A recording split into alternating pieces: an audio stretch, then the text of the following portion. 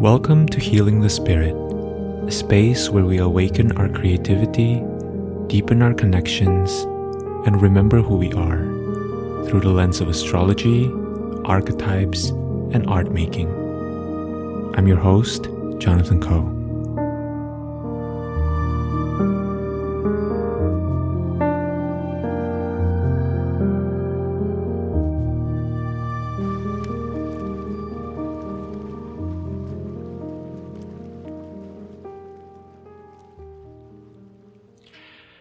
Hello everyone, welcome to Healing the Spirit and welcome to this episode.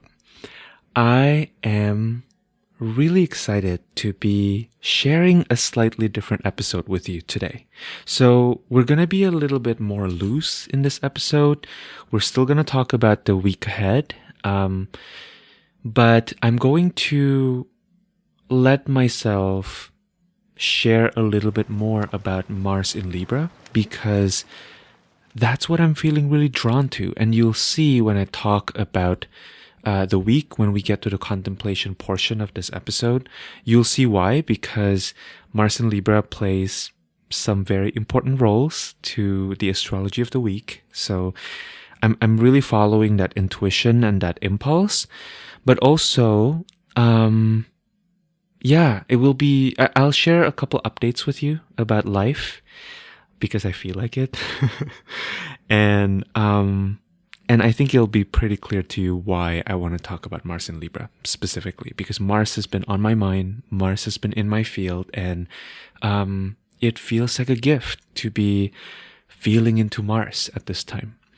So a little bit of a life update, which I don't usually start with. I found myself deciding to take a vacation a month ago or so with my partner. And so last minute, we decided to go to Taiwan as well as Japan. And so the contemplation episodes you've been listening to the past few weeks, I recorded right before my trip. And then I took some time off. And this was much needed. Many of you know that I have been facilitating a year-long astrology learning container called Astrology as Praxis. And that's been extremely beautiful. And it's also been a journey, like holding a long-term, specifically a year-long container was an energetic contribution for sure, and so I wanted to have a little bit of a break, and so we decided to go. And my Mercury in Pisces was really nourished, really filled up with being in a place where I can't really communicate using words. I don't speak Mandarin and I don't speak Japanese. And so a lot of the times I used very, very basic Japanese words, Mandarin, a little bit of English, whatever can be understood, right, by whoever I'm talking to. And I have to say that I really experienced a revelation within that nonverbal space, right? Communication happens on so many different levels, not just through words. And because I live in the US, where the communication tends to be extremely verbal, you can sometimes forget. I sometimes forget, and I also natally have my moon in Gemini, so I love using words. I love talking, and yet to be reminded that there are all these other ways, right, that we communicate was really deeply nourishing to me, and it felt much needed, especially as someone who uses words, a lot in their life, right? And I've also been reminded through this little break to create more space in my life. I am someone who loves multitasking, and we're going to be talking about multitasking a a little bit during this contemplation, I feel, because it's been a huge part of this particular moment in my life. I'm also contextualizing this as I'm a Virgo rising, right? Mercury rules my chart. And that experience, a few weeks ago of Mercury stationing direct was a revelation, and Mercury in Virgo is traditionally what we call exalted and in domicile. And the energy of Mercury in Virgo to me has so much to do with remembering the limitations of words, right? That words are absolutely beautiful. Doing is absolutely beautiful. And also not doing is very important. It's the other end of the spectrum, right? They're not opposites. They are complementary.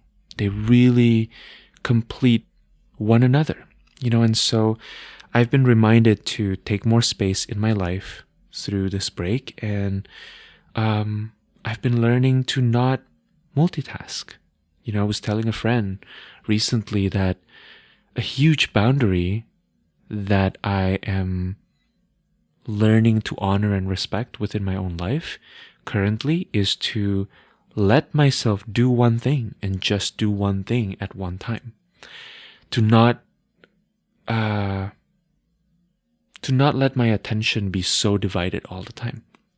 And so I'm also returning, to some of my practices. I've been really drawn to practicing Qigong, and I haven't really found teachers, facilitators that felt like a fit for me. And recently I found one. And so I've been practicing, and I've been remembering my ancestral ways through this beautiful practice. And also, being in Taiwan, being in Japan, these lands, I really felt them working me. I was really called to remember these ways that my ancestors moved through life, and so I think that's all really connected with creating more space, because in creating more space, I also get to hear the messages that are coming through, also really focusing these days my practice on breathing, which in one of the programs that I took with one of my teachers, Marika Hamahata, one of the things that we were learning a lot about was to focus on our breath, and that's essentially what we did in the program for the whole year, and to really focus on our belly area, our hara in the Japanese cosmology, or the lower dantian in TCM. And I've been returning to these practices, and I don't know, it's hard for me to really language what is happening, but I'm feeling a lot of shifts in how I approach my existence nowadays. And so I just really wanted to share that with all of you, because that feels relevant. And I also want to announce that I am going to be facilitating a new container. It's called Eyes on the Edge. It's a container where for 8 weeks, starting from October 23rd until December 12th, we're going to be talking about Mars, and not just talking, but really engaging with Mars through practices, through energetic practices, through embodiment practices, and through self-inquiry. And we're going to be meeting every Tuesday. And if you have been listening to Healing the Spirit for some time, and if you've been really enjoying my contemplations, I would really highly encourage you to check this offering out. It's an offering that feels really important to me right now, really, really dear and close to my heart. And body, mind, and soul and heart, I am so deeply committed to holding this container for 8 weeks. And let me talk a little bit about why I think it's important to cultivate a devotional praxis with Mars at this moment. I feel that for many of us who are tender-hearted, who are intuitives, who are mystics, who are artists, and this, really, these words, right, are really like words that we feel and we know within ourselves. Nobody can tell you whether you're an artist or not, right? Your ability to make art or conventional traditional art isn't actually an indicator of whether you're an artist or not. I think if you are an artist, you know it in your soul. And I'm speaking to you from my soul to yours, right? These are not things that we don't need to graduate from schools, from institutions to feel within our bones, within our blood, within our hearts and our spirit, right? We feel when we're an artist. We feel when we are an intuitive, when we're a healer, right? And so for a lot of us who identify, who feel deeply that this is who we are, Mars can be really challenging. Mars speaks to that which separates, right? Mars is the principle of separation. Mars is the force of will. Mars is our own unique life force, right? Mars is what separates us from the pack. Our pain, our anger, our frustrations, our preferences, these are all martial qualities, right?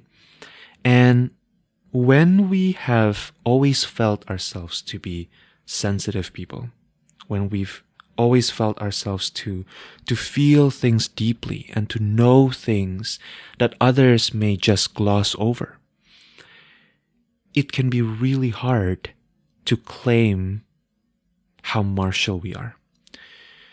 Because we see a lot of embodiments, examples of being martial that are not that great, right? We see this in violence. We see Mars in abuse of power, right? We see Mars in destruction of the earth that we live in. And so I truly believe that the issue here isn't really Mars itself. The issue is that we live in a culture where we are so afraid of Mars, where we avoid Mars, where we repress the martial, and it causes distortions, When you look at a lot of wisdom traditions throughout history and across cultures, you see this idea, this concept of martial arts, right? And this has been the guidance for me as I am gestating this offering. Because when it comes to the martial, it feels so important to cultivate the martial with rigor, with discipline, with commitment, and with nuance, Like any sort of artistic skills, the martial is one that needs to be tended to, right? That needs to be, we need to bow in reverence to its capacity, to its power, to its ferocity, right? And also at the same time, we need to wield it. And so how do we wield something when we don't practice it? When we run away from it, right? When we turn away from it, when we relegate it to being a horrible force, right? Something that we just don't want anything to do with. You can't, right? You need to practice it in order to be able to wield it with heart and with responsibility. And so I want to be very clear here that when we engage with the martial, when we allow our attention, our eyes, our inner sight and our outer sight, right, to be focused on Mars, I believe that what we will see is not just Mars, right? When we're working with Mars, we're actually working with all of life. We will be working with all the other archetypes too, right? They will come up. But to engage with Mars is to understand that life happens here, right now, in front of us, right? We don't get to push our pain aside, because even if we push it aside, right, it comes back to us.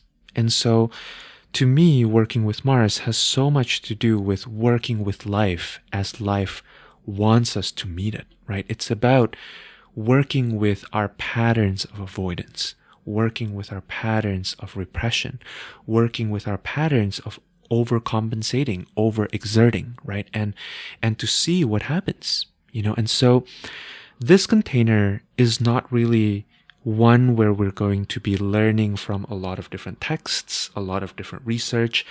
This is not one where we're going to be engaging lecture style, right? A huge difference, if you've been listening to these contemplations, between the contemplations and the experience, the container, is that within the container, my focus will be on facilitating, will be on helping you start to get a little bit closer to what your martial embodiment looks like, right? And what Mars qualities, what martial virtues are really calling for you to cultivate at this moment, because no one else can tell you how to be martial, right? Because life happens in the moment, right? You don't always get to call a friend, right? You have to make decisions in the moment, and sometimes we make decisions based on what we know and how we feel in the moment, and we need to learn how to move with life, in the flow, right? In the river, the face of the river that's appearing to us right now. And so I'm very excited to be facilitating this offering, if you can tell from my voice. I would love to have you. I will link all of the things, specifically the course page, in the show notes below, so you can check it out if you feel like it. And the last thing I'll say about the offering is that if you sign up before Mars enters Scorpio, which is on October 12th, I will be sharing a sweet little gift with you, which is a 5 to 10 minute recorded audio, which is really a Venusian love letter to your Mars. So I'm going to be looking at your chart if you decide to join us before October 12th. And I'm going to be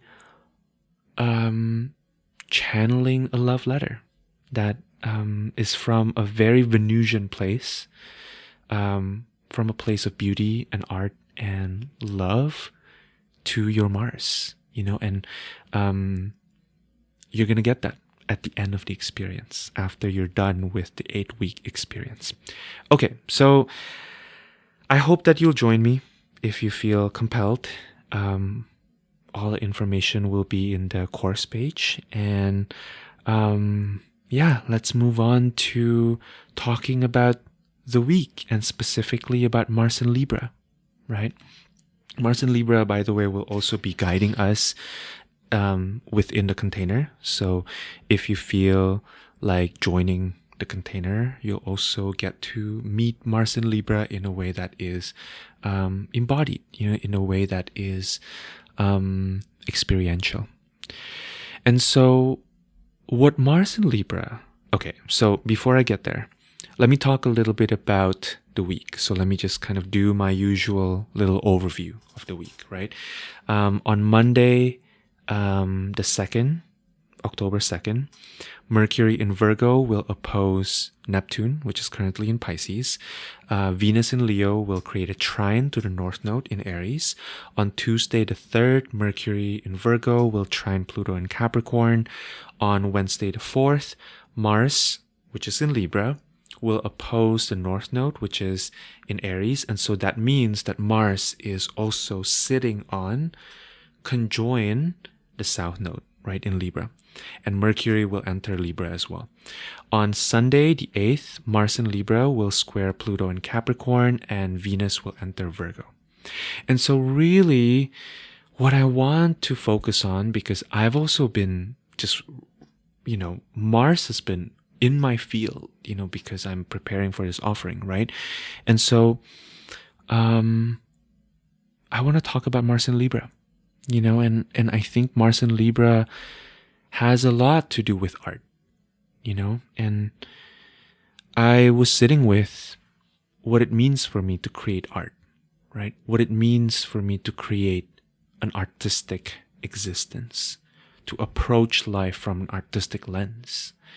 And when I thought about this, what came up for me is that to create art is to hold a moment in time within your mundane reality, right? And to take the time to really observe it, to really honor the significance of that moment, and to make a decision that we are going to direct our time, our attention, our energy into the process of tending to that moment, of appreciating that moment, of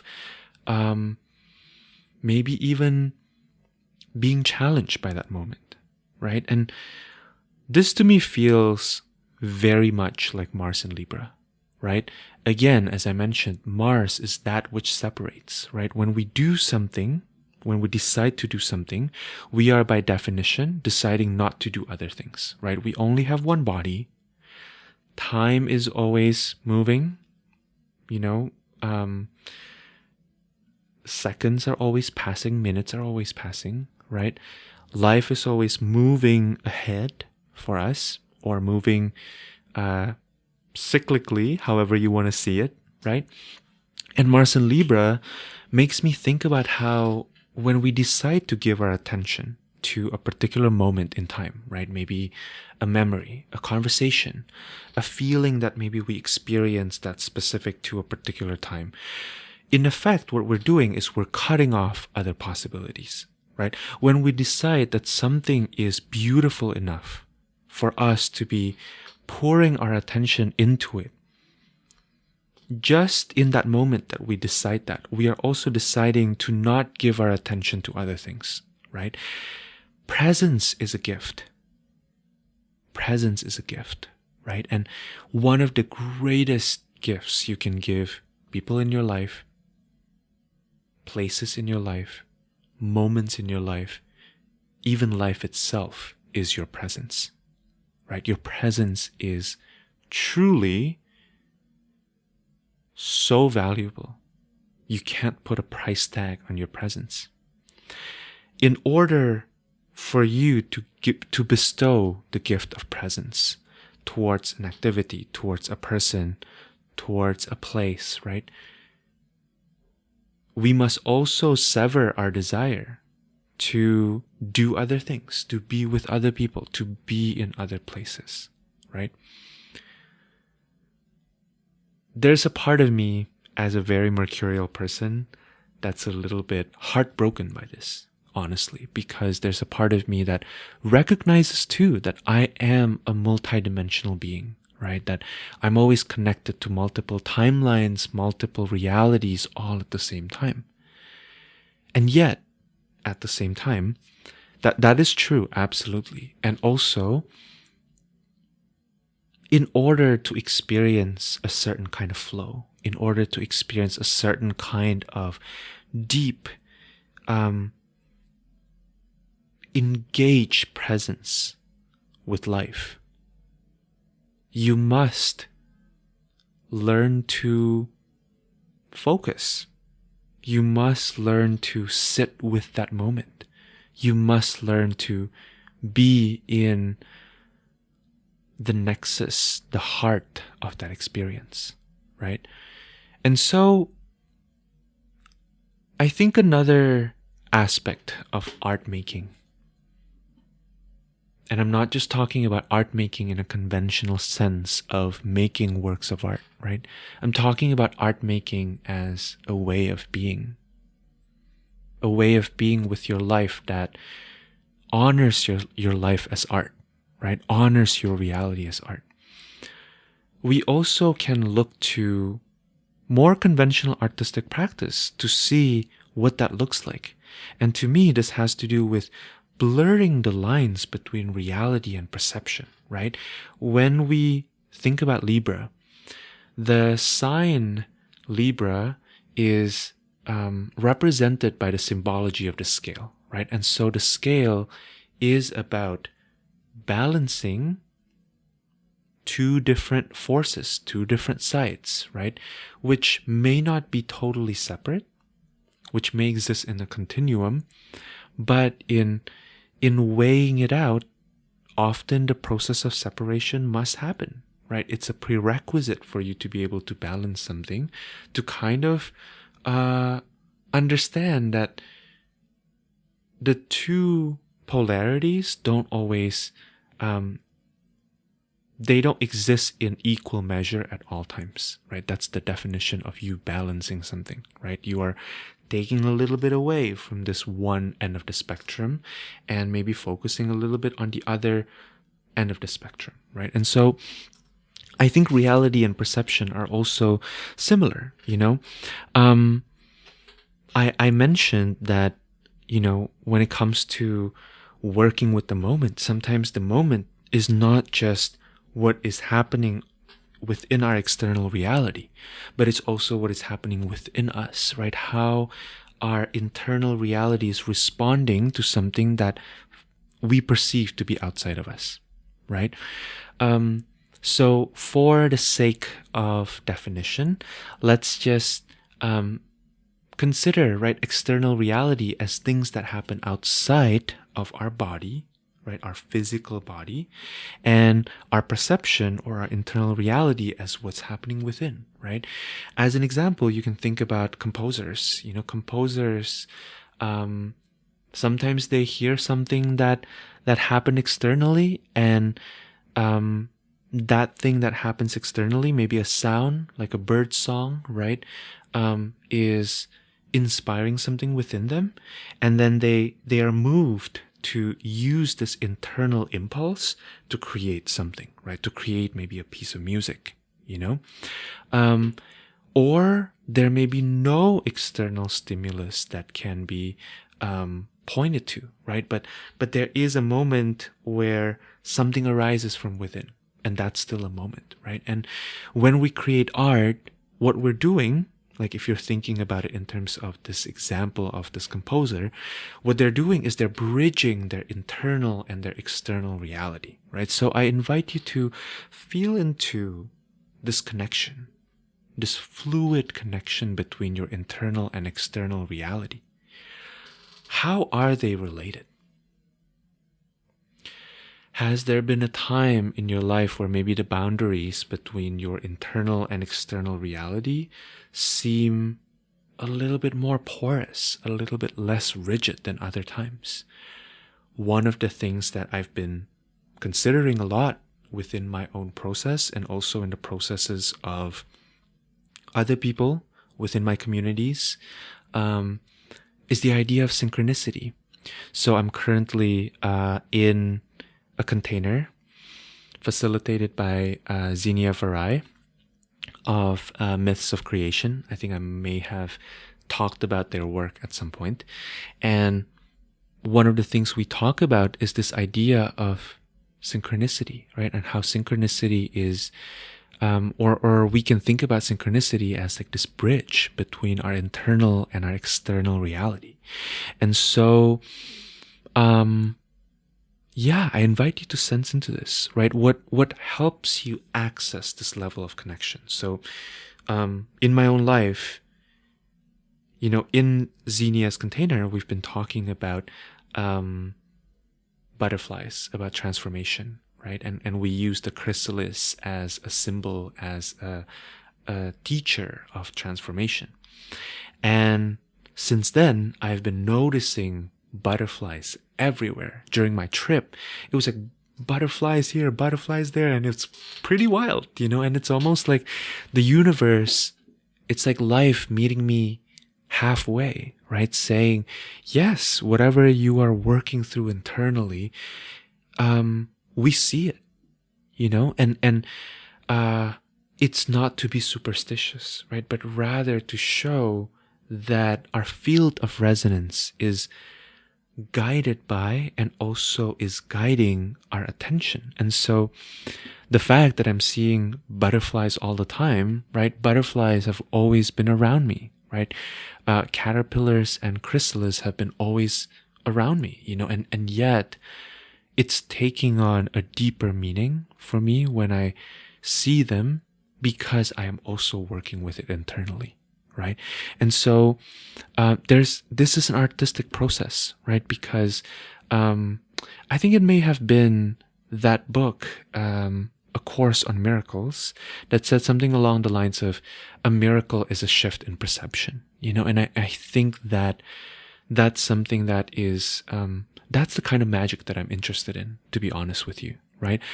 I am not always interested in the kind of magic that is,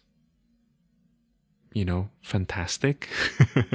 It's maybe just the kind of person that I am. I am more interested in like the subtle magic, and to me, how magical to notice my own perception shifting, to suddenly be able to randomly look over Central Park, right? And suddenly see a butterfly, and to feel so enraptured and so met and so seen by life in that moment, because I am also working with my own internal butterfly, right? And so this is what I mean by approaching life from an artistic lens, right? How do you feel about the possibility of intentionally introducing this porousness, right, between the internal and the external realms within your life?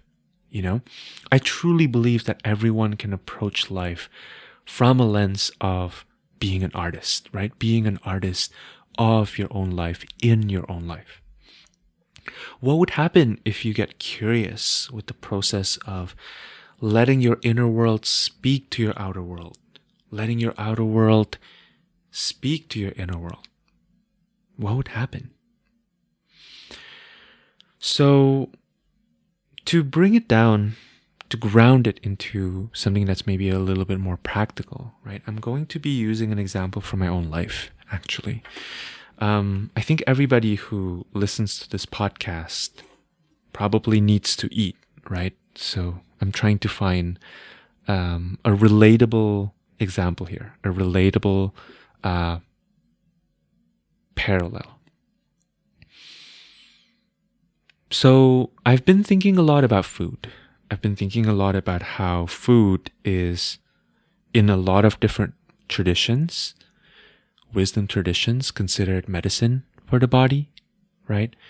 I've been thinking about how the food that we eat literally becomes a part of us, right?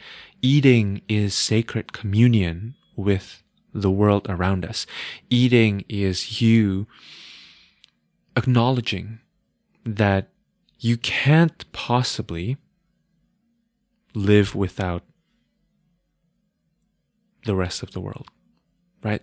The rest of the world facilitates you being able to sit on this table or on this bench, right? And eating a hot dog, whatever it is that you're eating, right? A salad, And so I've been thinking about what it means for me to really allow my sense of awe, of reverence, of gratitude towards being in a body, towards my own life, how can I express that through how I eat, And I used to have this habit for many, many years, actually. I live in New York, so if you know New York, you know how obsessed New Yorkers are with efficiency and saving time.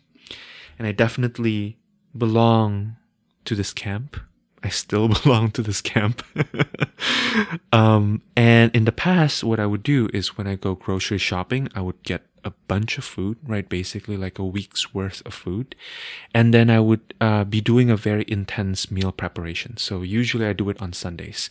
On Sundays, I would cook, I would decide what I want to create for the next week, right? And I would basically create, however many meals I need, right? For the coming week. And recently, I've been deepening into this realization, right, of like, oh, my body is nature. I am not just a part of nature. I am nature, right? And so when I look at my relationship with nature, like when I look at my relationship with the weather, the weather changes every day, right? The birds that land on my porch isn't always landing at the same spot, at the exact same spot in my porch, right? Nature is always shifting. When I look at the clouds are always shifting. And so when I start to honor my body as nature, I notice that I actually crave different things every day. I don't always know what I want for lunch on Sundays, So when I do this meal prep, it might be, right? One can argue, this is not always true, but one can argue that that's a more efficient way of being. It's a more efficient way of existing. And yet, I started to notice that my body no longer allows me to do that because my body wants different things, and so I've been allowing myself to prepare each meal and to prepare each of these meals with attention, with intention. I love listening to podcasts, right? And usually what I do when I'm doing these tasks with my hands, right? When I'm cleaning, when I'm cooking, when I'm organizing, moving objects around in my house, I would listen to a podcast. But somehow, internally, it just doesn't feel right for me. Like it feels like this is a ritual that I want to approach with intention, and so I decided to stop multitasking, to really let myself just make my meal, right? And I am surprised to report this, but it has been an artistic practice for me recently to really let myself ask my body, what do you want to eat right now? And then to let myself eat, right? And also noticing that while I have guidelines around the times of the day that I want to have my meals, they fluctuate a little bit each day, depending on when I wake up, depending on how much I'm able to digest the food from the night before, right? Another example also related to food is picking restaurants, right? When I was traveling, I ran into this trouble, shall we say, this issue that turned out to be a blessing in disguise, which is a lot of restaurants in Japan are on Google Maps, but they don't have English names. And so I don't speak Japanese. I can't read Japanese. And so I would just try to Google, right? Like, let's say I'm craving tempura, I would just Google tempura, but then the tempura places don't all show up because they're not in English in Google Maps.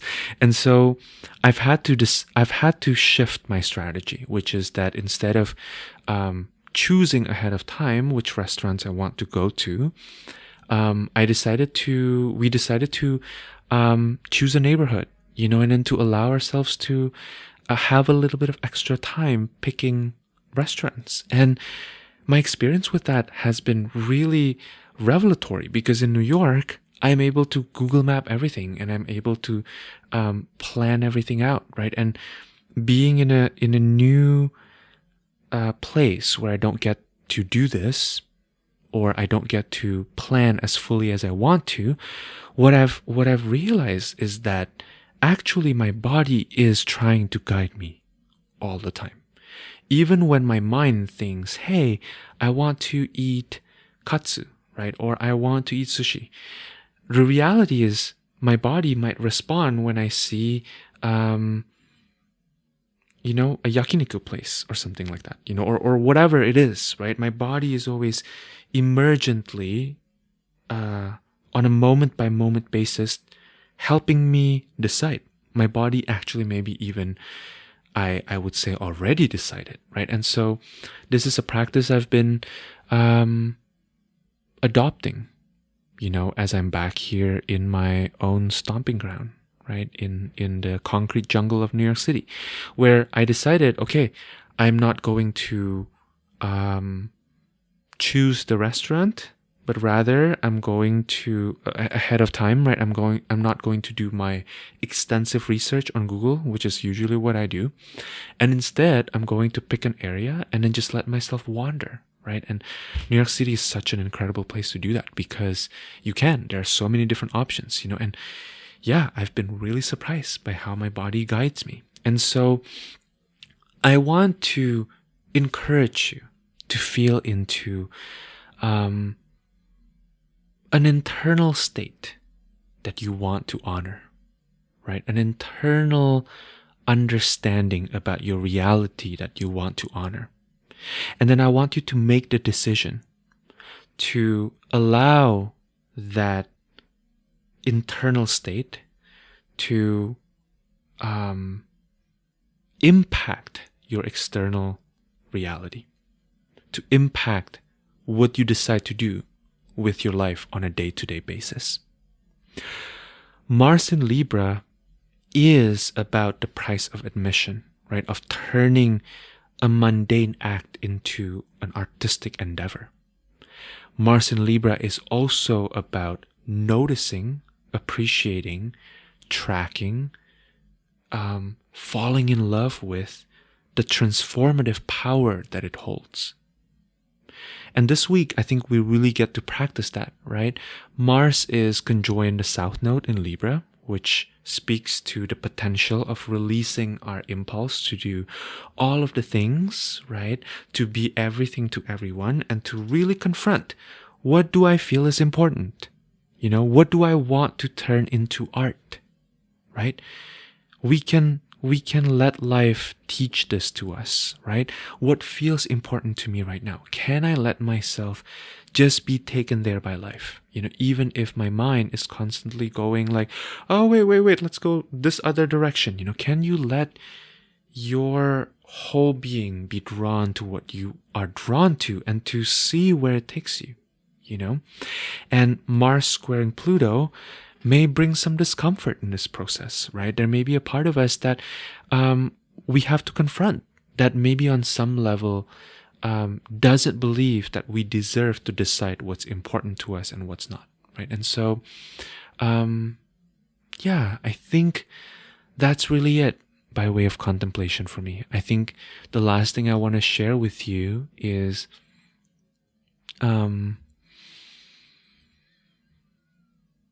a personal reflection I've also been thinking about is how, or rather, what it is about art making that draws me in, right? Why am I so obsessed with the idea of making art?